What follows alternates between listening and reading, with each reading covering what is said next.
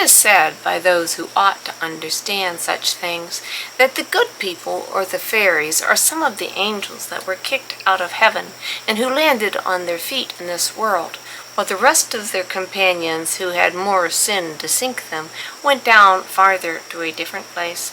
Be this as it may, there was a merry troop of fairies dancing and playing all manner of wild pranks on a bright moonlit evening towards the end of September. The scene of their merriment was in the west of the county Cork, a poor village, although it had a barrack for soldiers, but great mountains and barren rocks like those around it are enough to strike poverty into any place.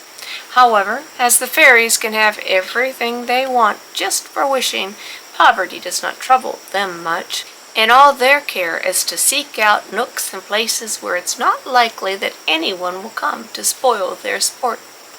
On a nice green sod by the riverside, the little fellows were dancing and singing in a ring as gaily as they may be, with their red caps waving about at every bound in the moonshine, and so light were these bounds that the lobs of dew, though they trembled under their feet, were not disturbed by their capering.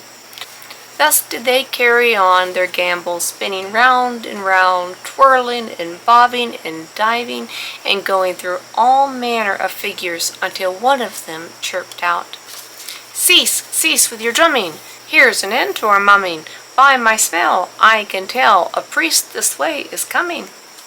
And every one of the fairies scampered off as hard as they could, concealing themselves under the green leaves of the lush woods, where, if their little caps should happen to peep out, they would only look like berries, and they hid themselves on the shady sides of stones and brambles, and others under the bank of the river, and in holes and crannies of one kind or another.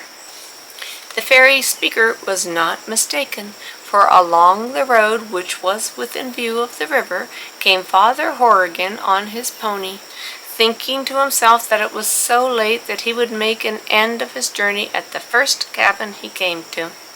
According to this determination, he stopped at the dwelling of Dermot Leary, lifted the latch, and entered with a "Blessing upon all here."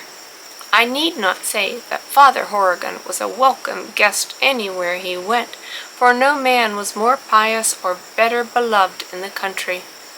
Now it was great trouble to Dermot that he had nothing to offer his reverence for supper as a relish to the potatoes, which the old woman, for so Dermot called his wife, though she was not much past 20, had put down on a boiling pot over the fire.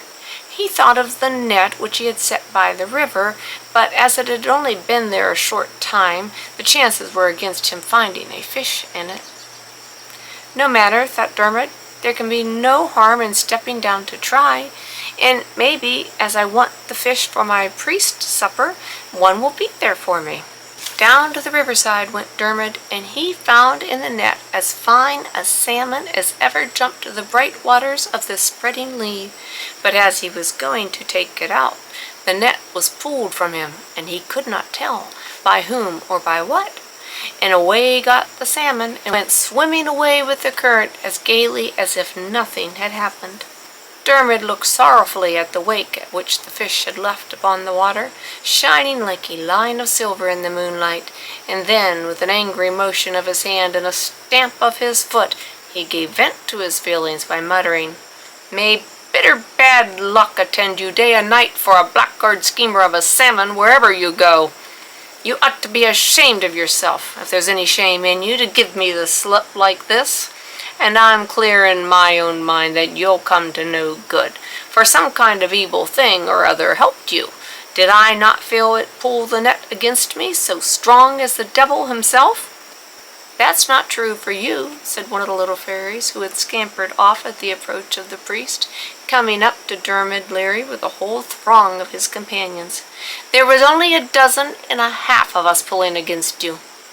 Dermot gazed on the tiny speaker with wonder, who continued, "Make yourself no ways uneasy about the priest's supper, for if you will go back and ask him one question for us, there will be as fine a supper as was ever put on a table spread out before him in less than no time."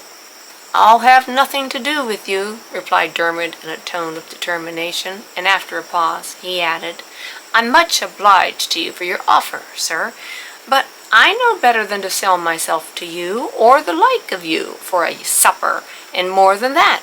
For I know Father Horrigan has more regard for my soul than to wish me to pledge it forever out of regard to anything that we could put before him, so there's an end of the matter." The little speaker, with the pertinacity not to be repulsed by Dermot's manner, continued, "Will you ask the priest one civil question for us?" Dermot considered for some time, and he was right in doing so, but he thought that no one could come to harm for him asking a civil question. "I see no objection to that, gentlemen," he said, "but I will have nothing in life to do with your supper. Mind that." "Then," said the little speaking fairy, while the rest crowded around him, "go and ask Father Horrigan to tell us whether our souls will be saved on the last day, like the souls of all good Christians, and if you wish us well, bring back word what he says without delay." Away went Dermot to his cabin, where he found the potatoes thrown out on the table, and his good woman handing the biggest of them all, a beautiful laughing red apple, smoking like a hard-ridden horse on a frosty night, over to Father Horrigan. "Please, your reverence," said Dermot, after some hesitation, "may I be so bold as to ask your honor one question?" "What may that be?" said Father Horrigan. "Why then, begging your reverence's pardon for my freedom, it is, if the souls of the good people will be saved on the last day." "Who bid you ask me that question, Leary?" said the priest, fixing his eyes upon him sternly, which Dermot could not stand before at all. "I'll tell no lies about the matter, and nothing in life but the truth," said Dermot. "It was the good people themselves who sent me to ask the question, and they are there in thousands down on the bank of the river waiting for me to go back with the answer." "Go back, by all means," said the priest, "and tell them, if they want to know, to come here themselves, and I'll answer that or any other question they are pleased to ask with the greatest pleasure in life." Dermot accordingly returned to the fairies, who came swarming about him to hear what the priest said in reply, and Dermot spoke out like a bold man, as he was. But when they heard they must go and see the priest, away they fled, some here and more there, and some this way and more that, whisking by poor Dermot so fast and in such number that he was quite bewildered. When he came to himself, which was not for a long time, back he went to his cabin, and he ate his dried potatoes along with Father Horrigan, who made quite light of the thing. But Dermot could not help thinking it was a mighty hard case that his reverence, who had the power to banish the fairies at such a rate, should have no sort of relish to his supper, and that the fine salmon he had had in the net should have been got away from him in such a manner.